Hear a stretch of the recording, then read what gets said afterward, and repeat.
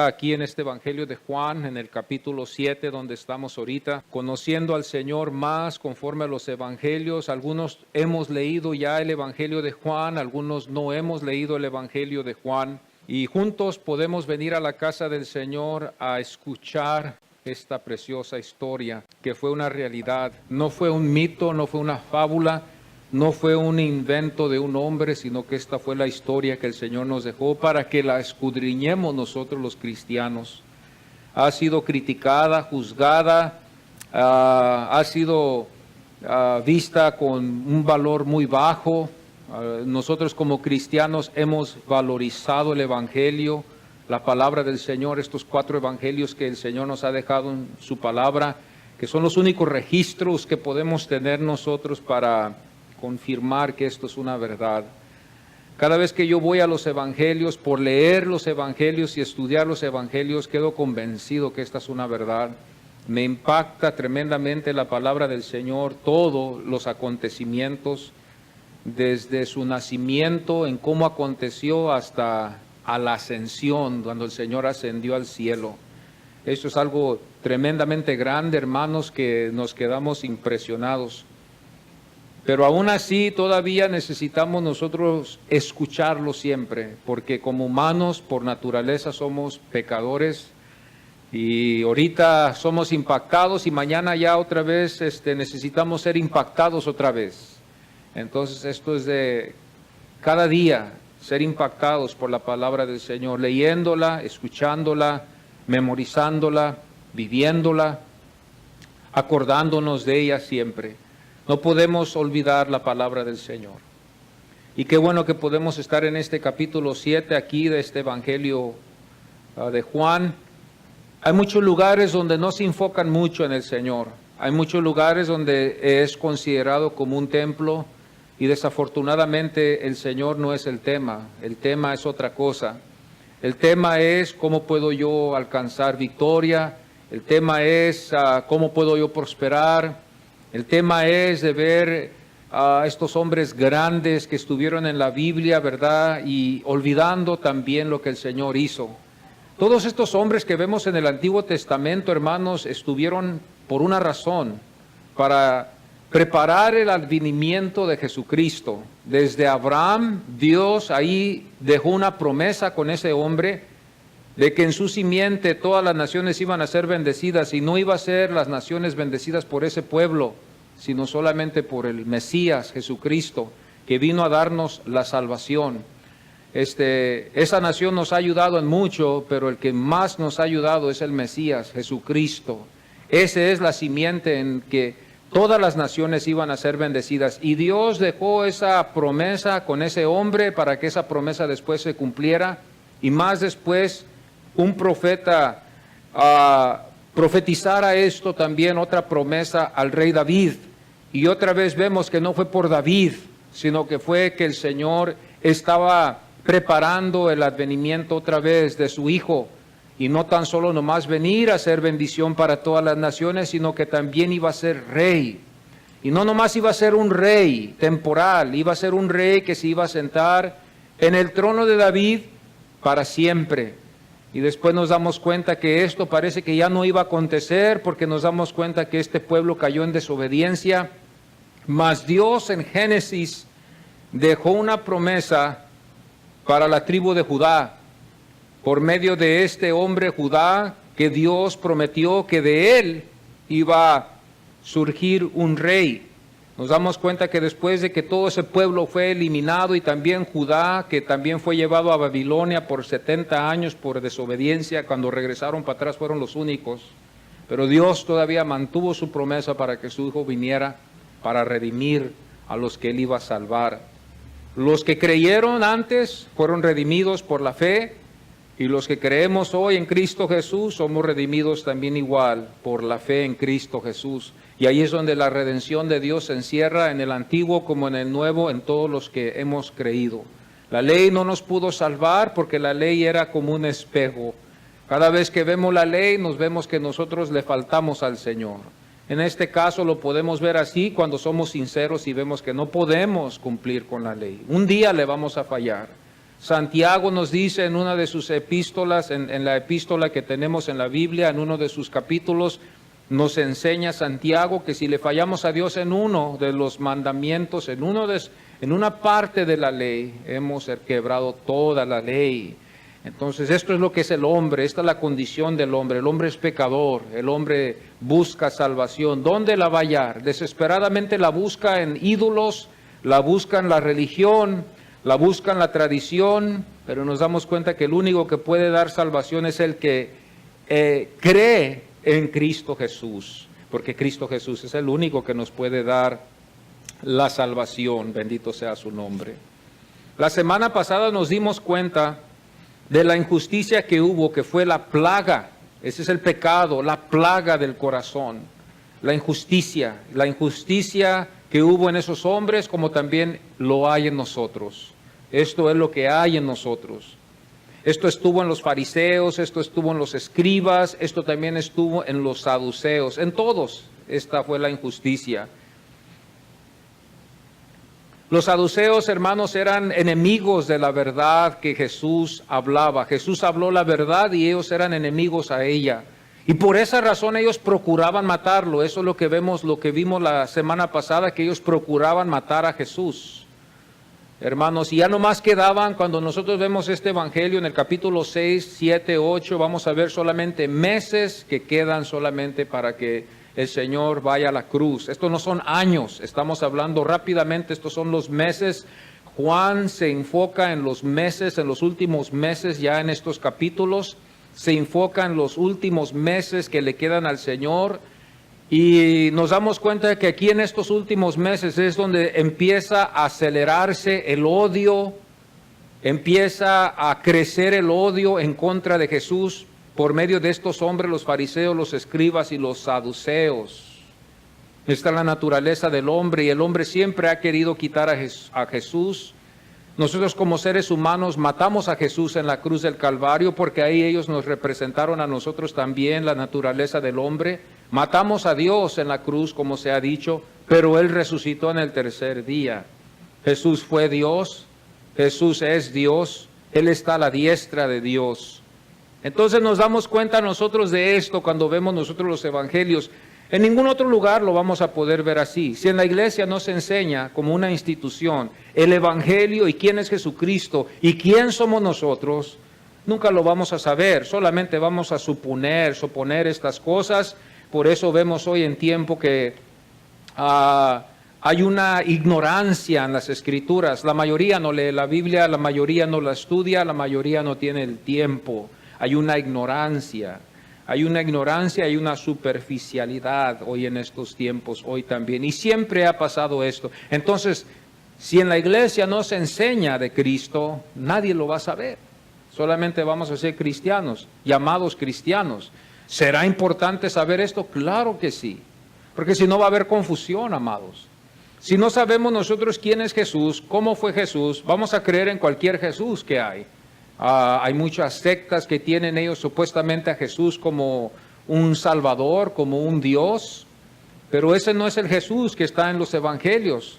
Cada secta tiene su manera de pensar en Jesús, pero la Biblia nos enseña quién es Jesús y eso es lo que queremos creer. ¿Quién es el verdadero Jesús? Hoy en tiempo la iglesia tiene un Jesús, pero cuando no van a los evangelios ellos han hecho a un Jesús que solamente es amor, a un Jesús que solamente hace milagros, a un Jesús que ha prometido cosas que en realidad no las ha prometido. Pero cuando leemos los evangelios podemos llegar a la realización quién es Jesús y estar conscientes de quién Él es para que así estemos en la verdad. Y si es verdad, no hay pecado en ello. El pueblo no conoció la ley en ese tiempo, nos damos cuenta aquí que este pueblo no conoció la ley, fueron ignorantes a la ley, por la razón de que los dirigentes en ese tiempo, ellos eran los que estaban en control de las enseñanzas, ellos controlaban las enseñanzas y ellos más se enfocaron en las tradiciones de los ancianos que les habían dejado. Los únicos que conocían la ley eran ellos, los fariseos, los saduceos, los escribas, ellos conocían la ley, pero el pueblo no lo conocía, el pueblo solamente conocía las tradiciones. y las tradiciones no salvan.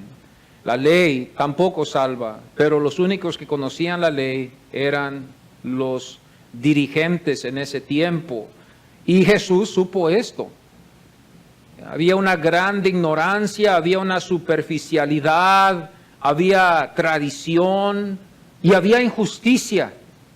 Y en esos tiempos, esto es lo que existía, y en estos tiempos todavía existe esta superficialidad, la tradición, la injusticia, y solamente quedamos con uno que se halla sin falta, uno que es Jesús, que no hay otro como Él es el único. Él es la única esperanza, amados hermanos, que tenemos en este mundo, en medio de toda esta superficialidad, hipocresía que vemos a veces en el mundo, hermanos, y la tradición que también es una plaga que también sirve para esta superficialidad, y también la injusticia que hallamos en eso de la tradición y la superficialidad y la hipocresía. Vemos nosotros, hermanos, que la única respuesta que queda es Jesucristo. Él es el único que yo he visto, y llego a la conclusión que si Jesús no hubiera venido al mundo, qué miserable fuéramos, hermanos. Pero le damos gracias a Dios que Jesús vino para darnos una esperanza y salvación. Bendito sea el Señor. Adán fue hecho perfecto. Adán fue hecho perfecto, y nosotros su simiente, que somos simiente de Adán, igual también fuimos en Adán. Y su pecado de él, y su culpa, y su pena, y su deuda, y su estado de heredad, maldición, la heredamos nosotros también en Adán, estando en Adán, en su simiente. Por eso nosotros no podemos escapar esto. Esta naturaleza ya está en nosotros porque estuvo en Adán, nuestro padre, que estuvo, de verdad, hermanos, que fue criado por Dios en una perfección, pero que le falló a Dios con un mandamiento que el Señor le había dejado. Ahí nos demuestra también desde el principio que el hombre no iba a poder cumplir con la ley. Ahí podemos verlo ahí en Génesis, donde vemos que en esta ordenanza que el Señor le dejó a este hombre y a esta mujer, fallaron y quebraron la ley. Nos demuestra ahí que el hombre no puede cumplir la ley. Ese nomás era un mandamiento. Imagínense si hubieran sido 10 o 15 o 613 mandamientos que tenemos que cumplir, no íbamos a poder hacerlo, imposible. Ahí nos vemos nosotros, hermanos, en bancarrota. No podemos pagar esa deuda, no tenemos nosotros los recursos para pagar esa deuda. No lo hallamos en el banco, no lo hallamos en nuestra cartera, no tenemos eso. Necesitamos a alguien que nos saque de esa deuda, uno que, hermanos, no va a poder ser entre nosotros. El único que lo pudo hacer fue Dios en Jesús. Nos damos cuenta nosotros cuando analizamos esto de que Jesucristo, que fue Dios, el mismo Dios que nos dio la ley, fue el único que pudo cumplir la ley para salvarnos. Entonces nosotros estábamos en Adán, y no debemos olvidar esto, porque muchos dirán, bueno, pues ¿qué culpa tengo yo? ¿Y qué raza fue Adán? Bueno, todo conforme a lo que nos enseña las Escrituras, nos enseña que todos vinimos de Adán, todos estuvimos en Adán, somos simiente de Adán. Entonces, por esa razón, nosotros nos hallamos también igual en falta. Y todo lo que el Señor le dijo a Adán, lo que iba a pasar en su vida, también nos alcanza a nosotros, a todos, en nuestro nacimiento. Es algo que no podemos escapar, así nacimos. Mas hay una esperanza ahora. La esperanza queda en el segundo Adán, que Pablo habló en una de sus epístolas a través de esta revelación que Dios le dio. Esta fue la revelación que Dios le dio a Pablo para darla a la iglesia, y ver que Jesús fue el segundo Adán, ¿verdad? Que fue el segundo Adán, y cuando nosotros, hermanos, creemos en Él, nosotros nos podemos hallar perfectos delante del Señor. Esto es algo muy difícil de poder entender, lo que les voy a decir ahorita, y quizás algunos no lo van a poder entender ni lo van a creer quizás, pero Dios nos ama no por lo que nosotros somos, y nos ama en Cristo. El amor de Dios no es porque nos ama individualmente, sino que Él nos ama a todos igual por Cristo. O sea, en Cristo Él nos ama a todos, estamos en esa cobertura. Por eso no tiene sentido, unos fallan, unos no, unos son fieles, unos no. Es que en Cristo Dios nos ama a todos iguales. Fijémonos bien en esto, de que en Cristo, entonces los que están fuera de Cristo, ¿qué hay? Los que están fuera de Cristo solamente tienen ira, enojo, maldición y condenación sobre sus vidas. Por eso esto no tiene sentido de decir que Dios ama a todos, sino que Dios ama a los que están en Cristo. Pero hay un amor para ellos, de que la misericordia de Dios, como dice su palabra, el sol sale para el bueno y ¿qué? Para el malo también. Y también dice la palabra del Señor que la lluvia cae para el bueno y cae para el malo. Ese es el amor, ese es el cuidado que Dios tiene para todos. Pero en Cristo Jesús, Dios ama al ser humano. Cuando estamos en Cristo, nos hallamos en Cristo, creemos en Cristo, esa perfección de Cristo, hermanos, esa santidad de Cristo se traspasa a nosotros. Podemos ver esto, nosotros que podemos entrar al trono de la gracia ante el Señor. Y esto se halla fácil y queremos convencer a todo el mundo, como hoy hemos llegado a verlo, pero nosotros nos damos cuenta que esto es algo que es un don de Dios. Dios imparte fe, y esa fe es la que nos lleva a la regeneración y es la que nos lleva a ver a Jesucristo como el Hijo de Dios. Aquí no podemos nosotros ayudar a nadie en este caso. Esto nomás queda de que nosotros le pidamos a Dios que tenga misericordia de los que no conocen al Señor, que Dios tenga misericordia de ellos y que ellos un día puedan ver lo que nosotros vemos. Pero sin la ayuda de Dios no lo van a ver. El hombre está destituido.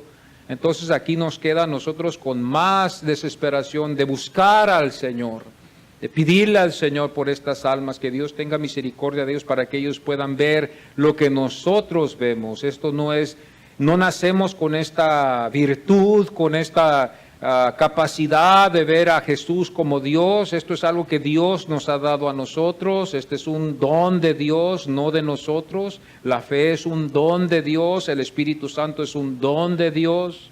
Estas cosas son de Dios y solamente Dios es el único que escoge. Él es el que predestina y Él es el que merece toda la honra y la gloria. Hoy en estos tiempos, ¿esto se predica? No, ya no se predica esto, claro que no. Porque esto ya no se habla por la razón de hemos llegado a otro nivel ahora en estos tiempos en muchas de las iglesias. Esto ya no se predica ya en estos tiempos. Pero este es el segundo Adán, Jesucristo. Jesucristo fue perfecto, fue sin pecado, fue sin error y fue verdadero. Fue verdadero. Pablo dice en la revelación que él tuvo en Romanos, todo hombre mentiroso. Entonces no podemos creerle a todos, porque el hombre por naturaleza es mentiroso. Pero el único que no fue mentiroso por naturaleza fue Jesús. Esto lo cierra todo, todos somos mentirosos, mas queda nomás solamente Jesús, el que es verdadero. Nos queda solamente exponer la palabra del Señor, que es verdad, y fuera de eso podemos caer en una mentira.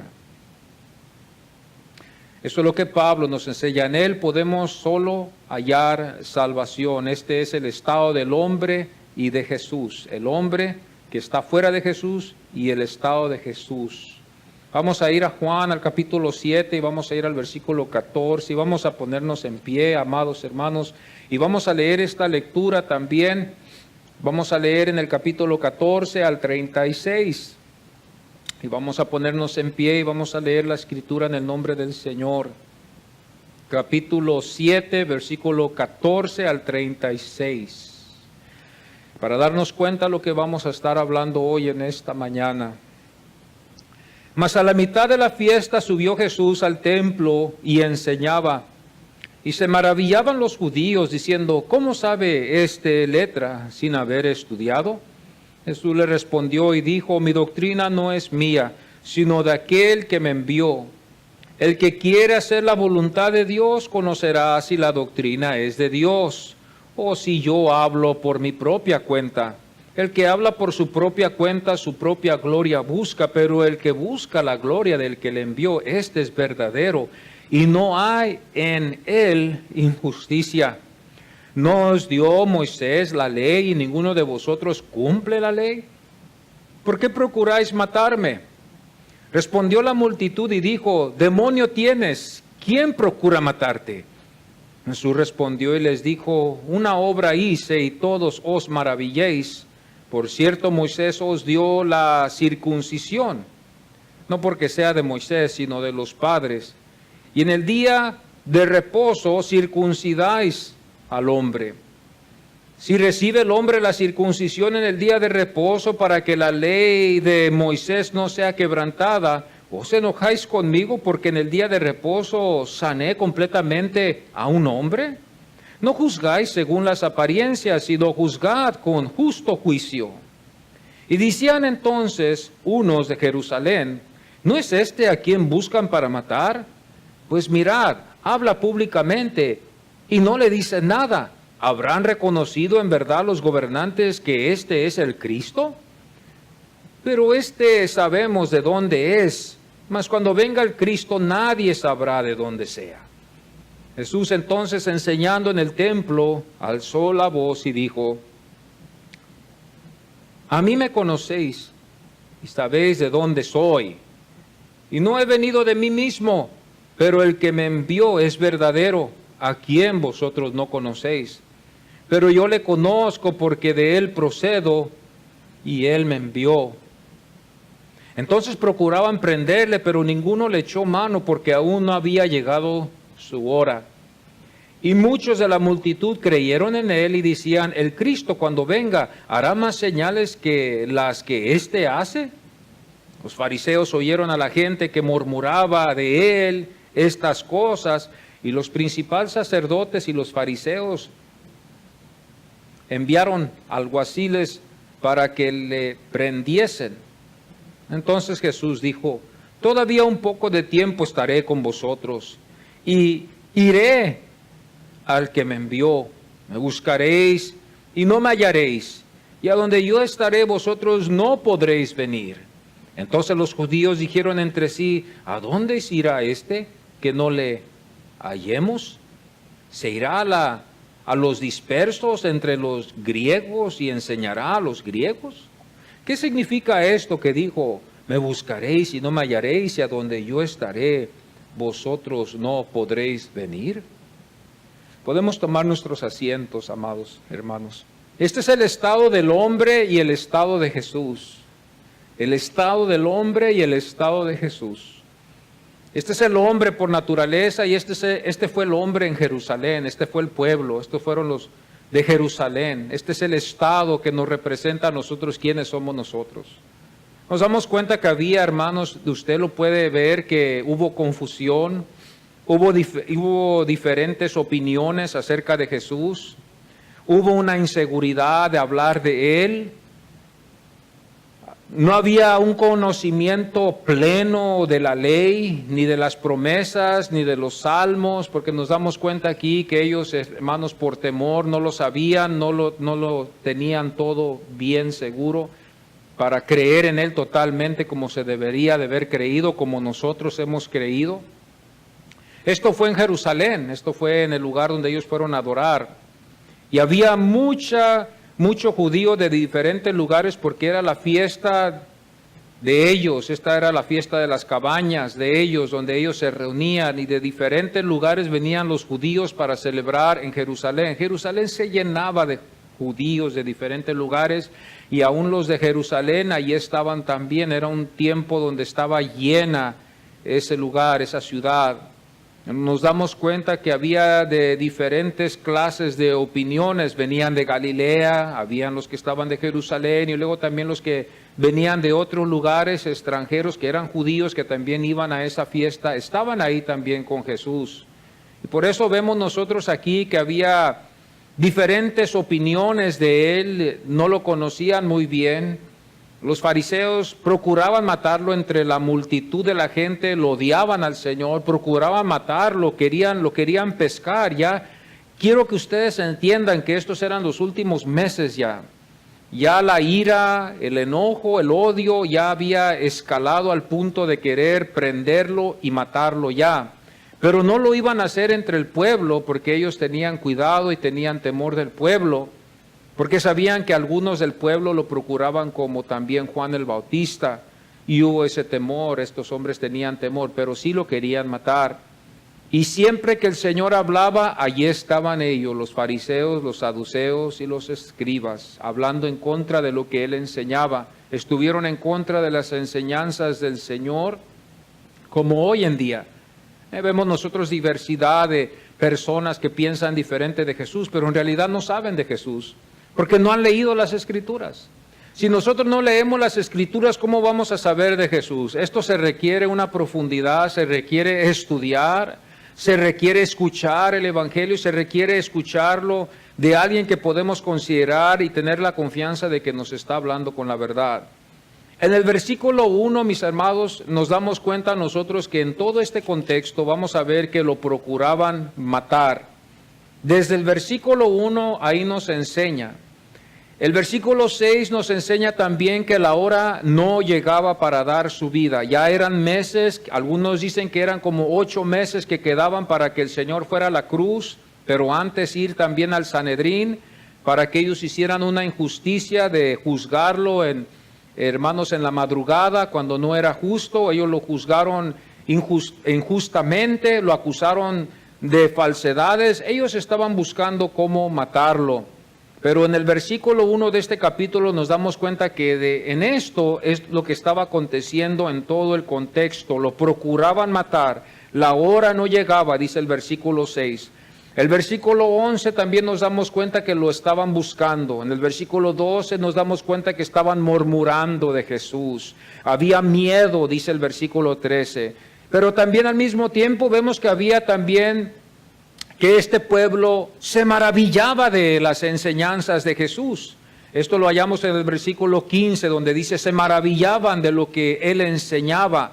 Vemos que en estos grupos, ¿verdad? Que vemos en estos partidos que había en Jerusalén, el versículo 25, se hablaban entre ellos. Había, hermanos, una incertidumbre como lo hay hoy en el hombre, en el estado del hombre. El hombre realmente no sabe quién es Jesús, al menos de que Dios le revele al hombre quién es su Hijo. En su Hijo Dios ha enviado la salvación, pero hoy estamos emplagados con una religiosidad, emplagados, hermanos, también por medio de la tradición, estamos emplagados. Hay un engaño profundo que aún hasta lo hallamos en las iglesias, un engaño tremendo a causa de las diversidades de denominaciones y de la división que se ha visto. Nos hallamos ahora en un tiempo muy difícil. Nos hallamos en unos tiempos muy duros donde vemos nosotros que hay una grande falsedad, hermanos, el hombre anda buscando su propia ganancia para él mismo, para beneficiarse él mismo, y nos damos cuenta que ahora ya no tan solo hay ministros de Dios, sino que también hay ministros de Satanás que ministran también la palabra conforme Satanás les dicta cómo hacerlo. Hoy en tiempo tengamos mucho cuidado a quién escuchamos, a quién estamos oyendo, a qué iglesia vamos. Hoy en estos tiempos tenemos que tener mucho cuidado. Cuando nosotros empezamos a profundizarnos en la palabra del Señor y empezamos a leer las Escrituras, empezamos a darnos cuenta que muchos no están predicando la palabra de Dios. Hay muchos que están predicando, pero no están predicando el Evangelio, están predicando ellos otro Evangelio que Pablo nos enseña. Hay dos evangelios, hay el verdadero y hay el falso. Y el falso es el que está popular hoy, es el más popular de hoy y es algo que estamos viendo hoy. Nos damos cuenta que este pueblo también, como hablaban entre ellos, sabían un poco de Jesús. El versículo 27 de este mismo capítulo nos está enseñando que sabían un poco de Jesús, hablaban, se maravillaban, algunos tenían temor, había murmuración, los líderes lo buscaban matar, procuraban buscarlo para matarlo, entre toda la multitud procuraban matarlo. Había judíos que estaban en lo extremo para buscar a matar a Jesús. Nunca pensemos que este pueblo tuvo paz con el Señor. Este pueblo no tuvo paz porque el Señor, en una parte en el Evangelio de Mateo, dijo que Él no vino a traer unidad, sino vino a traer una espada que iba a crear división. El Señor siempre va en la palabra. Cuando Él habla la verdad, el Señor crea división. Nosotros creamos divisiones cuando hablamos la verdad. Eso es lógico. Por eso hoy no queremos esto. Esto se ve en la historia de la iglesia desde los 1900 hasta acá en adelante. Vemos que nosotros también hicimos una decisión también en hacer una decisión. ¿Es doctrina o solamente nomás predicamos de la bondad de Dios? Esto está en la historia de los protestantes. Nos damos cuenta que nosotros mejor decidimos no predicar doctrina. ¿Por qué no predicamos doctrina? Porque si predicamos doctrina la gente se va.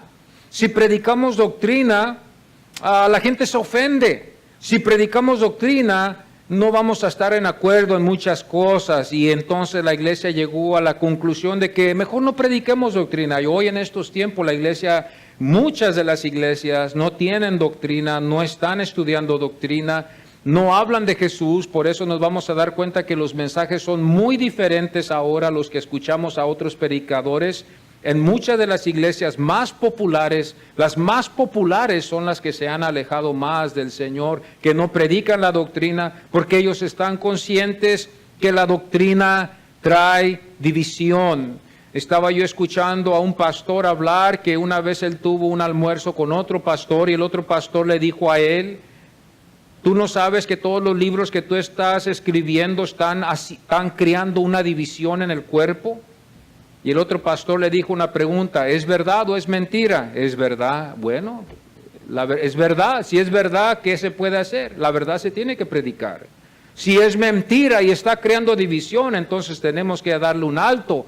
Pero si es la verdad, debemos de dejar que la verdad siga y prosiga a lo que tiene que hacer. Pero hoy hay temor. Esto nos damos cuenta que hoy aquí en este contexto de aquí de este capítulo 7 procuraban matarlo en el versículo 30, y hubo un grupito que creyó en él, superficialmente, pero creyeron en él. ¿Por qué digo que fue superficial? Porque cuando llegó el día de crucificar al Señor, ¿dónde estaban estos creyentes? ¿Dónde estaba la palabra de ellos para decir: no lo crucifiquen porque lo amamos y Él es el Salvador, Él es el Hijo de Dios? Cuando Pilato les dejó esto en las manos de ellos, Pilato llegó al final a lavarse las manos en agua y dijo: yo me lavo las manos y dejo que este pueblo haga el juicio y yo no me meto en esto. Porque Pilato tenía una idea de que Jesucristo era Dios. Por eso no lo quiso tocar, pero como se dice de que él estaba ya muy endeudado, ya estaba para salir, Roma no estaba muy contentos con él, ya lo querían quitar de gobernador. Entonces por esa razón él no quiso meterse en esto y dejó mejor que el pueblo, ¿verdad?, decidieran hacer lo que ellos iban a hacer. Ellos lo amenazaron a Pilato, le dijeron: Pilato, si tú lo aceptas y lo dejas ir por lo que tú crees o piensas que él es, lo que él dice, le vamos a decir a César que tú estás en contra de César, porque se quiere hacer rey y quiere hacer un partido de rebeldes en contra de César. Y si tú vas en acuerdo con Jesús, tú también vas a ser parte de esa conspiración. Entonces Pilato no tuvo otra que decir: bueno, yo lo dejo esto en las manos de ustedes, yo me lavo las manos. Pero eso no justificó de que Pilato haya salido justo en esto. Nos damos cuenta que en el versículo 31 entonces había algunos que creyeron, pero era superficialmente. Hubo disensión, dice la Biblia en el versículo 43. Hubo disensión. Esto es lo que empezó a acontecer en este capítulo, nos damos cuenta. Este capítulo podemos decirlo así, es el año de la oposición. Esto es lo que le llaman en estos tiempos, lo que lo llaman los teólogos en este tiempo, fue el año de la oposición. Este fue el tercer año. Estos fueron los últimos meses que le quedaban a nuestro Salvador. Esto era el tiempo donde ya estaba acelerándose, ¿verdad?, para ir a la cruz el Señor. Vamos a decirlo así, sería ya meses para llegar ya a la cruz el Señor. Antes de esto también, este capítulo 7, amados hermanos, me fijé bien aquí en este capítulo y nos damos cuenta que en el principio, en el versículo 1, nos enseña algo. Dice: después de estas cosas andaba Jesús en Galilea. Andaba Jesús en Galilea. Entonces, parte de su ministerio, ¿verdad?, donde él pudo hacer milagros, los milagros más veces fueron hechos en Galilea, en diferentes lugares en Galilea. donde el Señor anduvo. Nos damos cuenta, ¿verdad?, que cuando Él anduvo en Galilea, Él oyó de la muerte de Juan el Bautista, ya Juan el Bautista había muerto. Nos damos cuenta que la alimentación de los 5,000 fue en Galilea, la alimentación de los 4,000 después también fue en Galilea. Nos damos cuenta que también en Galilea fue donde Pedro confesó a Jesús como el Hijo de Dios, el Cristo. Nos damos cuenta que también el Señor se reveló a ellos, ¿verdad? Y fue en el monte de la transfiguración. Estos hombres vieron cosas grandes, pero aún así ellos eran por naturaleza pecadores y le faltaron al Señor al final. Pero ellos vieron la transfiguración que fue en el monte cuando el Señor estuvo con Elías y Moisés. Nos damos cuenta que ahí estuvieron los 3 discípulos que fueron después los 3 apóstoles. El Señor se transfiguró allí, ellos vieron la gloria del Señor. Y no tan solo eso, sino que la Biblia nos enseña en 1 de Juan que ellos oyeron la voz de Dios decir: este es mi Hijo amado, este es mi Hijo, oírle a Él. Es algo muy impactante cuando nosotros nos damos cuenta que después de que Juan el Bautista dio testimonio de que oyó una voz que le indicó a él que Jesucristo era el Hijo de Dios. Ahí nos damos cuenta que ahí es donde fue la transición, donde los discípulos de Juan el Bautista dejaron a Juan y siguieron a Jesús. Ahí es donde nos damos cuenta de las confirmaciones que la Biblia nos enseña, que quedan allí para remachar, para darnos fe, para que, hermanos, el creyente que cree en el Señor, hermano, pueda tener la confianza de que esta es una verdad. La iglesia en verdad está muy en silencio en estos tiempos, amados, porque vemos nosotros que de tanta la mentira que hay, la iglesia está callada. La iglesia tiene temor. La iglesia no habla la verdad, lo que debe de hablar de Jesús y proclamar que es la verdad y que es la mentira. La iglesia hoy en tiempo, hermano, está plagada con muchas cosas que no es el valor. La iglesia no tiene el valor que tuvieron los antepasados. Cuando yo veo, hermanos, lo que aconteció en la Reforma, cuando estos hombres de la Reforma se levantaron, hermanos, en contra de la tradición, en contra de esta iglesia que era mundial, hubo valor, amados. Estos hermanos dieron sus vidas, tuvieron que escapar a la muerte para que la palabra del Señor saliera de estar escondida. Si no, esta Biblia estuviera todavía escondida en esos lugares y todavía estuviéramos nosotros en la grande ignorancia, creyendo todo lo que ellos nos estaban hablando. Había una grande injusticia en ese tiempo cuando nosotros nos damos cuenta de esta historia. Estos hombres tuvieron que ser hombres de valor. Martín Lutero tuvo que ser un hombre de valor. Juan Knox tuvo que ser un hombre de valor. Estos hombres que fueron de la Reforma, que nos dan a nosotros estas escrituras, Juan Calvino, estos hombres que nosotros podemos darnos cuenta, fueron hombres valientes, protestantes que hablaban en contra de las cosas que se hablaban en la tradición. Fueron hombres que escapaban de la espada, fueron hombres que se escondían para que la escritura se pudiera leer y escribir, pero aún había una iglesia que estaba, hermanos, creciendo para que nosotros pudiéramos llegar a esta fecha. No hacer lo que hemos llegado a hacer hoy, porque hoy en estos tiempos nos damos cuenta que la iglesia está llevada más por las emociones que ser llevada por las escrituras. Hoy nos damos cuenta que las emociones son más tangibles en la iglesia y las escrituras no nos queremos ya profundizar tanto en ello. Este libro ya está quedando como un ídolo ya. Cada domingo le sacudimos el polvo, son pocos los que la leen, son pocos los que están muy interesados en conocer de la Biblia.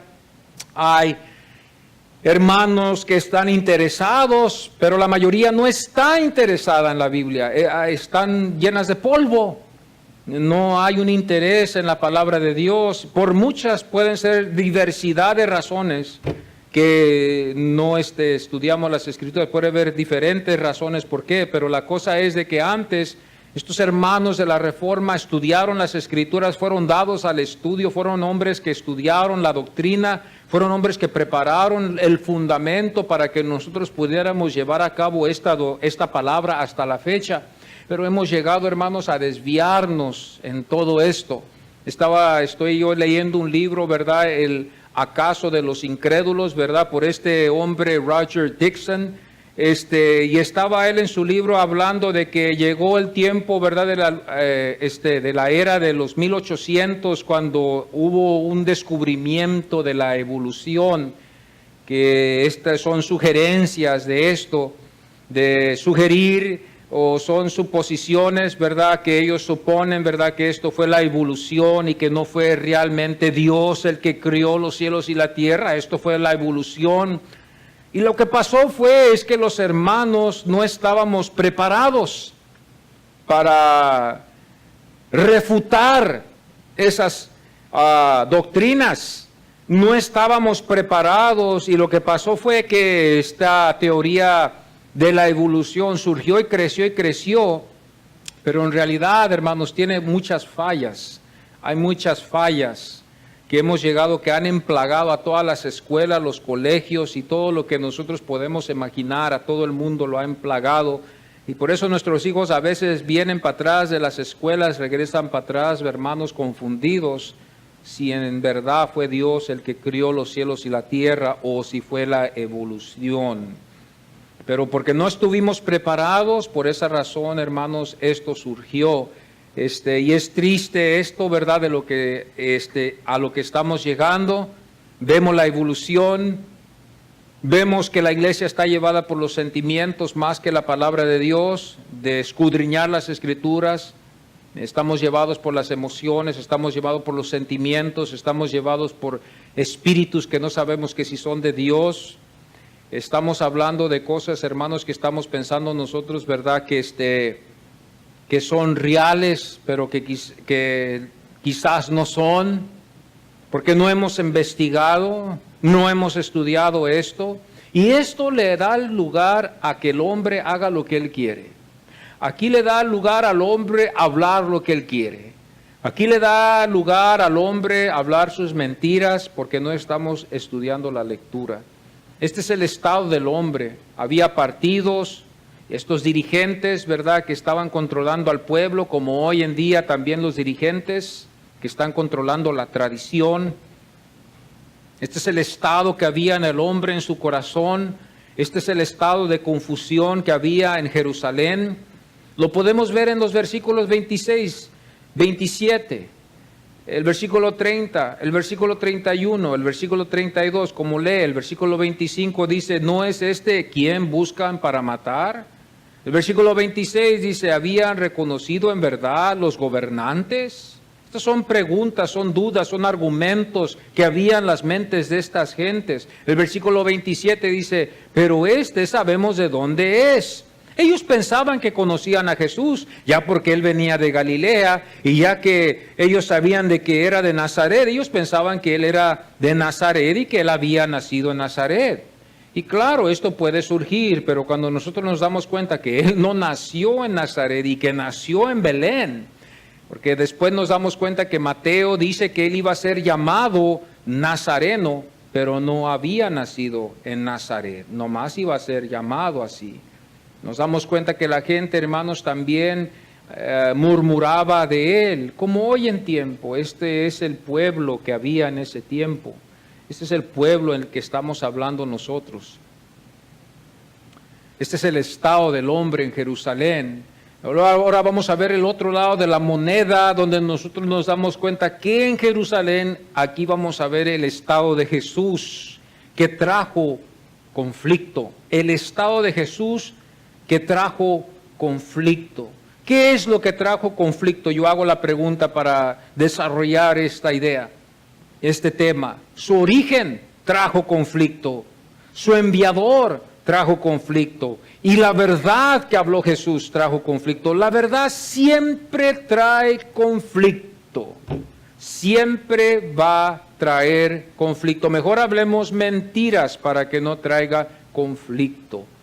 Vemos que el enviador trajo conflicto, el enviador que envió a Jesús, su origen también. Esto es lo que nos damos cuenta. Estos temas hacen que surja conflicto, que surja odio, que surja división entre ellos. Hermanos, nos damos cuenta nosotros aquí en el versículo 28 de este capítulo, cuando nosotros nos damos cuenta de ahora del estado de Jesús y no el estado del hombre. El estado de Jesús fue aquí cuando el Señor les dice en el versículo 28, a mí me conocéis y sabéis de dónde soy. O sea, ellos nomás veían lo superficial, pero ellos no sabían su origen, de dónde Él había venido. El único que nos enseña su origen, su divinidad, fue Juan, cuando lo vemos en el capítulo 1, versículo 1. En el principio era el Verbo, y el Verbo era con Dios, y el Verbo era Dios. Cuando vemos nosotros en el versículo 1, nos enseña a nosotros el origen de Jesús. Y nunca debemos olvidar nosotros esto, de que cuando el Señor les habla de su origen divino, ellos no lo pueden comprender, no lo pueden aceptar, no lo conciben ellos, no lo entienden. Ellos no lo pueden ver a un hombre ser igual que Dios. Y esto es lo que Jesús se declaró, que Él era Dios. Un hombre se declaró que Él era Dios. Este es Jesús. Él declaró, yo soy Dios. Él les dijo en pocas palabras, yo soy Dios, adórenme. Yo soy Dios, adórenme. Lo que ustedes ven son obras de mi Padre, del quien yo vine. Fijémonos bien esto. Sin la ayuda de Dios no vamos a creer estas cosas, vamos a dudarlas, vamos a decir, este hombre no está bien, este hombre necesita ayuda, este hombre no es verdad. Claro, esa es la naturaleza en el estado del hombre, en su naturaleza carnal, en su naturaleza sin la ayuda de Dios. Vamos a ver a Jesús como algo extraño, pero si vemos a Jesús como Dios, vamos a rendir nuestras vidas a Él, vamos a creer en Él, en verdad vamos a creer en Él, vamos a darle nuestras vidas, vamos a servirle con todo el corazón, con todas nuestras vidas le vamos a dar al Señor. Su origen ellos no lo pudieron entender, su origen fue desconocido a ellos. A mí me conocéis, o sea, ustedes ven que yo vengo de Galilea, eso sí, ustedes saben que yo fui criado en Nazaret, eso sí, pero ustedes no saben mi origen. Ustedes no saben de que yo vine del Padre. El versículo 28, esta es una profundidad donde dice el Señor, en el versículo 28, Jesús entonces enseñando en el templo alzó la voz y dijo, a mí me conocéis y sabéis de dónde soy. Y no he venido de mí mismo. Fíjense bien. Pero el que me envió es verdadero. ¿Quién es el que lo envió? ¿José, su padrastro? ¿Los discípulos enviaron a Jesús? ¿El Sanedrín envió a Jesús? ¿Quién envió a Jesús? Es la pregunta que yo hago. El que lo envió a Jesús fue Dios. De Él surgió, de Él vino. Entonces nosotros seguimos entonces y dice, a quien vosotros que no conocéis. Ellos no conocían a Dios. El mundo no conoce a Dios. El mundo dice que conoce a Dios. El mundo dice que tiene una idea de Dios, pero no conoce a Dios, amados. Nunca pensemos nosotros que el mundo conoce a Dios, aunque nos digan y aunque lloren y aunque lo digan con voz alta, lo digan en voz en cualquier idioma, el mundo no conoce a Dios. Hemos nacido no conociendo a Dios. Yo no conocí a Dios hasta que conocí a Jesús. Él les dijo a ellos, a quien vosotros no conocéis. Si hubieran conocido a Jesús, hubieran conocido a Dios. Pero como no conocieron a Jesús, no conocieron a Dios tampoco. Es fácil. Es muy fácil. El que ha visto al Hijo ha visto al Padre. El que ha visto al Padre ha visto al Hijo. El Padre le revela al pueblo al Hijo para que vean al Hijo que el Hijo está en el Padre. Esta es la revelación divina que Dios nos da, pase lo que pase, venga lo que venga. Perderemos muchas cosas en la vida, perderemos a veces batallas, perderemos a veces dinero, perderemos a veces familia, perderemos a veces casas, perderemos a veces el contacto con la iglesia, pero si somos del Señor nunca vamos a perder la salvación, si somos salvos en verdad. Podemos perder todo, pero no vamos a perder eso, porque lo que Dios ya ha hecho es verdad y lo que es de Dios es de Dios. Lo que no es de Dios se perdió. Pero lo que es de Dios, podemos perder muchas cosas en la vida. Pero esto es algo que el hombre no puede ayudar. El hombre no tiene parte en la salvación que Dios nos ha dado. El hombre no puede hacer nada para ganarse la salvación y para permanecer en la salvación. El hombre no puede hacer nada. La santidad no tiene nada que ver con la salvación. Si el hombre es santo, no es santo, eso no significa que él es salvo. El hombre puede vivir una vida santa y estar perdido. El hombre puede vestirse en santidad, pero está perdido. El hombre es salvo, la salvación es totalmente diferente que no puede ser tocada con la santidad. Y la santidad no la podemos confundir con la salvación, no van iguales, no surgen iguales de lo mismo.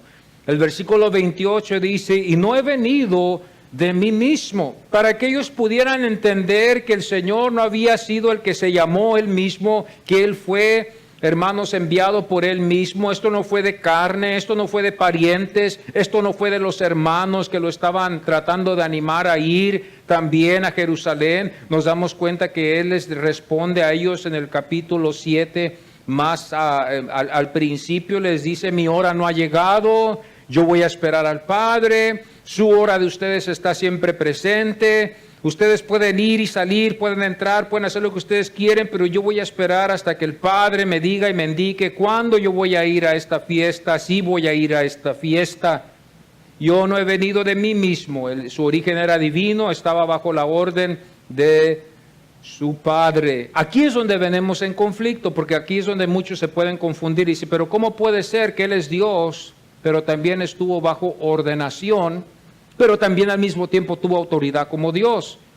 Su subordinación puede caer en conflicto con su autoridad como Dios igual. Porque aquí vemos nosotros en el versículo 28 donde dice, me envió. Aquí vemos que el Señor fue ordenado, pero también Él nos enseña que Él es superior en otros capítulos, que Él es Dios, que Él es el yo soy. Aquí nos damos cuenta de la autoridad y vemos la subordinación que puede caer en conflicto. Entonces, ¿qué significa esto? El Padre envió al Hijo para revelarnos al Hijo, para revelarnos al Padre en el Hijo. Él es la encarnación, Él es en la Trinidad, solamente el Espíritu Santo y Dios son Espíritu y el Hijo es carne. Y aquí nosotros nos damos cuenta que esta es la revelación del Padre. Y nos damos cuenta de esto en el versículo 29 donde dice, pero yo le conozco. ¿A quién? ¿A José, su padrastro? ¿Al Sanedrín? ¿A los fariseos? No, Él está hablando del que lo envió. ¿Quién lo envió? ¿El Sanedrín? ¿José? ¿Los discípulos? ¿La ley? ¿Moisés? No, Él está hablando de algo más superior a esto. Él está hablando del que le había dado la ley a Moisés. Él está hablando de la eternidad. Él está hablando del Creador que creó los cielos y la tierra. Él está hablando de un origen eterno. Dice la palabra de Dios en el versículo 29 aquí, con esta enseñanza Él los dejaba maravillados. Dice, pero yo le conozco porque de Él procedo. Ellos no lo conocían, pero Jesús sí lo conocía. Ellos eran extraños, mas Jesús no era extraño. Dice, pero yo le conozco porque de Él procedo. Aquí es una palabra también muy profunda, también cuando nos damos cuenta de esta palabra procedo. Y Él me envió. Aquí nos podemos ver, podemos darnos cuenta de el origen. No que hubo tiempo, hermanos. Cristo no tuvo tiempo. No fue un tiempo en la eternidad, porque la eternidad es la eternidad, es otra dimensión. No está en el reloj como nosotros aquí, no es día, noche. En la eternidad es la eternidad. Y nos damos cuenta que no hubo tiempo para poder decir en tal eternidad el Señor existió. En Dios, hermanos, cuando nosotros hablamos de Dios, ¿quién crió a Dios? Es una de las más grandes preguntas que se puede hacer. ¿Quién crió a Dios? ¿Cómo se crió Dios? ¿Quién hizo a Dios? Es una de las más grandes preguntas que a veces no se puede contestar. Esto nos deja a nosotros atónitos, nos deja perplejos, nos deja confundidos, pero Dios es Dios y nosotros no podemos, hermanos, decir cuándo fue Dios, quién hizo a Dios. La Biblia nunca nos enseña esto. Esto fue Dios en la eternidad.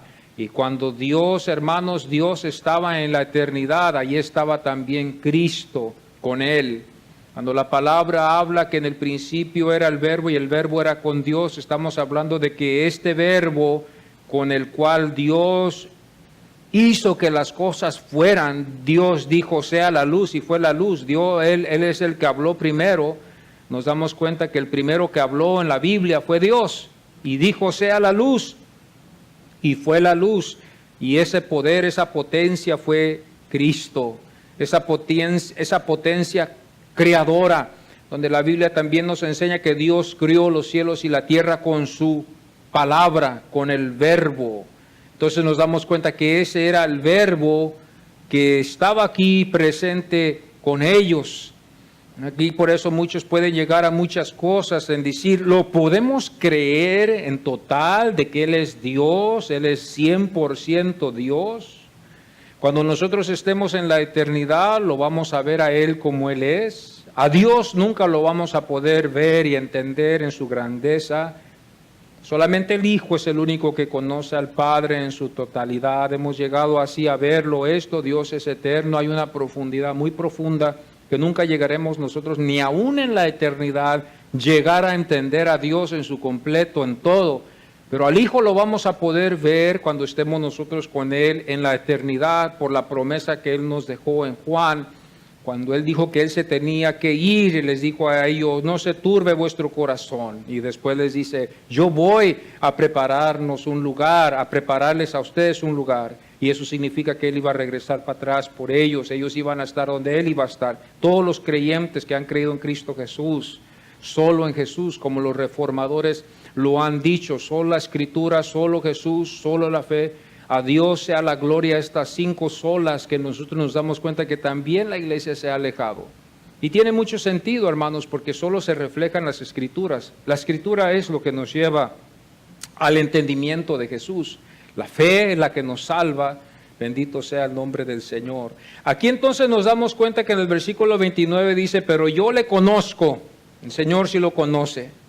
El Señor lo conoce porque Él vino de Él, su origen eterno.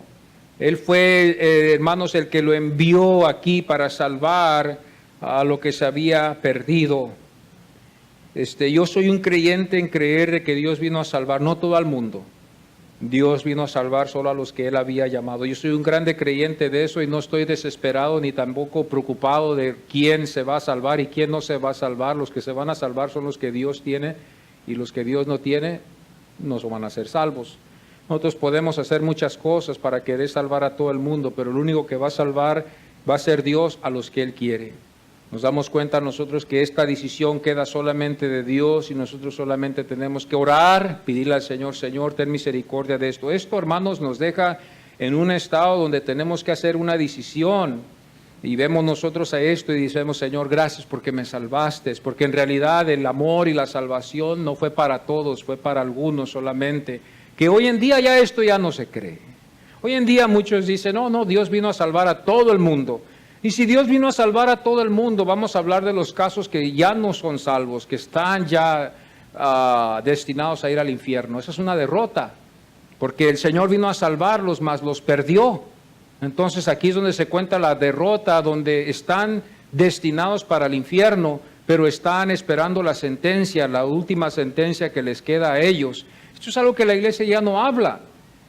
Entonces nosotros nos damos cuenta aquí que al momento de que la redención no los alcanzó a ellos, por alguna razón la culpa cae sobre Dios, porque Dios no los alcanzó, no hubo suficiente poder o suficiente gracia para haberlos salvado. Entonces esto sería que Dios tuvo una derrota, hermanos. Muchos de nuestros parientes se perdieron. Cuando Dios dijo que Él los iba a salvar, si estamos hablando nosotros de un Dios que vino a salvar a todo el mundo, hay muchos predicadores, para no meternos en problemas, mejor lo dejamos por la paz porque esto va a traer conflicto muchas de las veces. Y lo dejamos por la paz. Hermanos, hagamos lo que tenemos que hacer. Vamos saliendo a evangelizar, vamos a predicar la palabra de Dios y dejemos el resto a Dios. Los que Dios va a salvar, Dios va a salvar. Si son 2, si son 3, si son 4, son 5, como sea. Esto nos llega a confundir a veces porque a veces podemos ver nosotros las congregaciones llenas, pero aún antes y aún hoy y aún yo lo voy a seguir diciendo, es un remanente solamente el que se salva entre esas congregaciones. No vaya usted nunca a pensar que todas esas almas son salvas.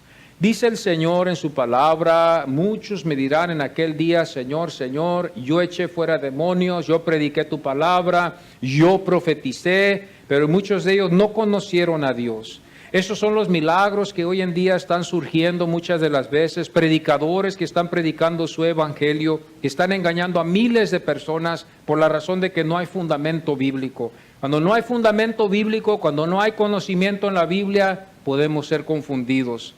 Y por eso nosotros tenemos que leer las Escrituras y darnos a las Escrituras, buscar en las Escrituras, como dijo Pablo en los últimos días el Señor, porque muchos no quisieron oír la verdad, el Señor va a enviar un espíritu de engaño y muchos van a ser engañados, muchos van a ser llevados por diversas espíritus a otros lugares donde realmente no hay la salvación. Esto es lo que Pablo dijo. Pablo, esto es lo que Dios le reveló que en los últimos días iba a acontecer, que hoy en día es lo que vemos hoy en los Estados Unidos. Vemos que ha surgido este modernismo y ahora ya no son los ídolos, ahora es la cultura, la moda. Hoy es esto lo que nos está invadiendo en las iglesias, que las iglesias no pueden competir con ellas porque nos doblegamos a la cultura, nos doblegamos al estilo, nos doblegamos a lo que el mundo nos dice y nos dejamos llevar por ello. Y muchas organizaciones, yo he visto que han caído en esto, han sacado a muchos del pecado, ¿verdad?, del vicio, de la droga, pero es triste en esas iglesias que todavía siguen practicando estas cosas del mundo, no han podido salir de ahí. Y esto es lo que nos enseña en este capítulo 7, en estos versículos que estuvimos viendo, donde el Señor les enseña a esos de dónde Él había venido. Les enseña esto y después Él les dice a ellos, no los condena directamente, pero les dice a ellos, donde yo voy a estar, ustedes no van a estar.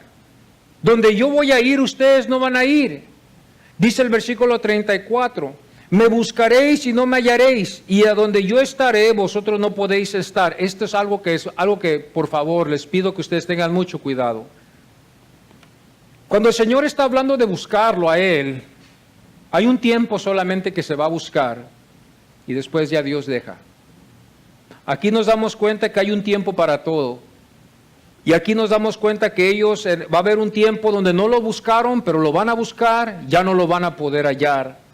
Nos damos cuenta aquí nosotros que así va a ser el caso con algunos. Cuando no lo buscaban, lo van a buscar y no lo van a hallar. Este va a ser el caso. Ahorita los que buscamos debemos estar en el tiempo del Señor. El tiempo del Señor es como cuando dijo Pablo también, es una estación donde el Señor dice, hoy es el día de salvación, hoy, no es mañana. Esto es lo que el mundo está dejando para el último. Hermanos, muchas de las veces no seamos engañados, no significa que solamente porque hacemos una confesión, ya cuando nos quedan minutos, que vamos a llegar al cielo. Eso queda todavía de Dios, de decidir si esa alma que confesó y que se arrepintió, en verdad Dios lo ha aceptado. Esa es una de las cosas que ustedes tienen que tener mucho cuidado, porque muchas de las veces también vemos esto. Hermanos, si ya confesó que Jesús es su Señor, ya es salvo, y la gente se va creyendo ese engaño. Y la gente va creyendo y dice, hasta que me muera voy a confesar a Jesús. Bueno, tú puedes confesar lo que tú quieras, pero todo queda de Dios, de que Dios te acepte. Porque si Dios no te acepta, tú puedes decir lo que tú quieras, pero tú no vas a entrar. ¿De dónde me baso yo en esto? Yo me baso en esto en Mateo, cuando el Señor le dice a sus discípulos, muchos vendrán y me dirán, Señor, profetizamos, Señor, echamos fuera demonios, Señor, hicimos cosas grandes. Entonces ya ahora yo llego a la conclusión, amados hermanos, de que no hay seguridad en esas cosas cuando muchos se empiezan a querer querer cobrar o querer ya entrar al cielo porque piensan ellos que ya porque hicieron una confesión o por un simple bautismo ya creen ellos que ya llegaron al cielo. No, Señor, eso no significa nada. Si es el Señor el que quiere, usted es salvo. Y si usted sabe que usted todavía no está salvo, tenemos que arreglarnos bien delante de Dios. Porque podemos engañarnos a nosotros mismos también y pensar que estamos en el cielo y no hemos ni llegado. El Señor le dijo muy claro a ellos, y esto es otra de las cosas que también no se han podido no se predica ya. ¿Por qué no se predica estas cosas? Pues no se predican porque la gente se va, la gente se ofende, la gente se siente mal, perdemos y vamos a llegar a tener un número bien reducido. Y hermanos, ¿cómo va a asistir una iglesia con un número de 3, de 4, de 5? No vamos a poder alcanzar mucho. Hoy en estos tiempos llegamos a esto, hermanos, que el modernismo ha llegado a invadir a toda la iglesia.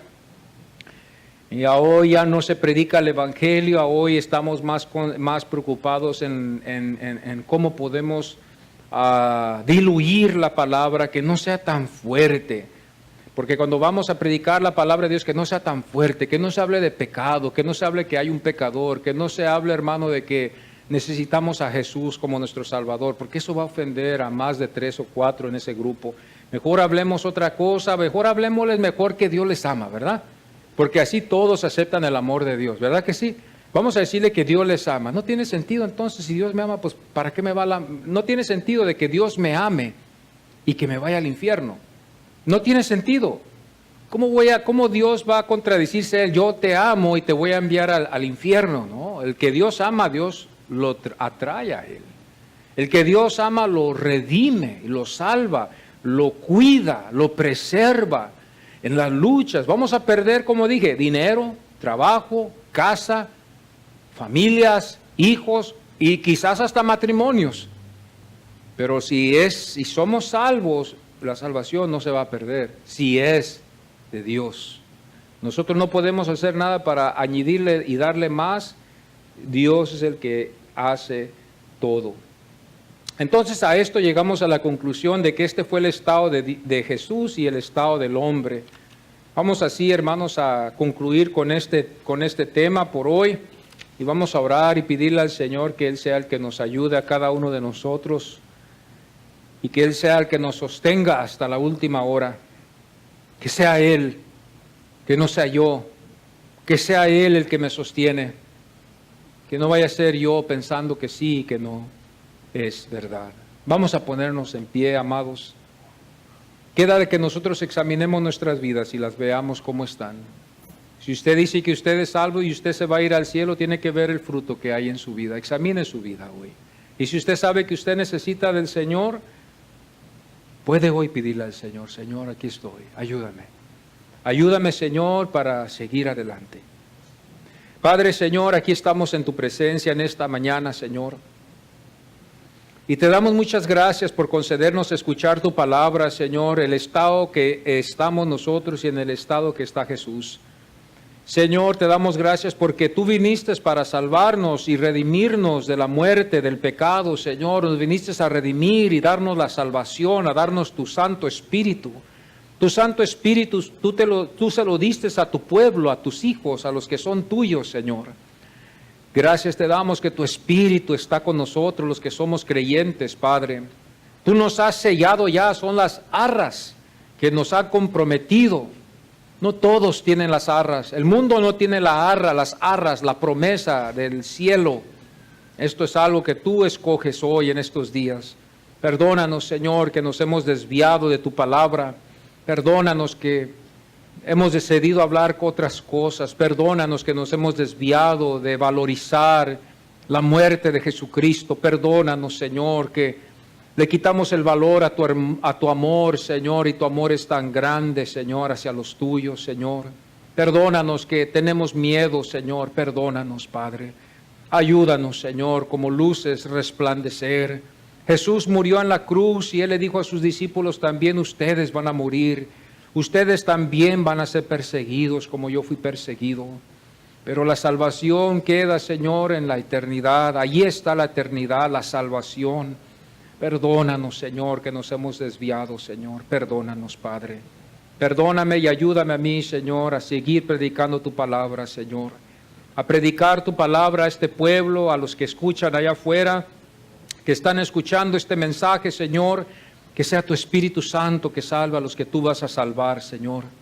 Yo sé que tú tienes un plan para esta ciudad, Señor, y te pido por esta ciudad, por los que tú vas a salvar, Señor, por los que tú estás interesado, Señor. Tócalos en esta mañana, Señor, y que ellos puedan venir a los pies de Cristo, Señor, reconociéndolo como Dios. Gracias, Señor, porque no hay salvación debajo del cielo en otro nombre, solamente en Jesús. Gracias, Señor, te damos. Amén y amén. Gracias, Señor.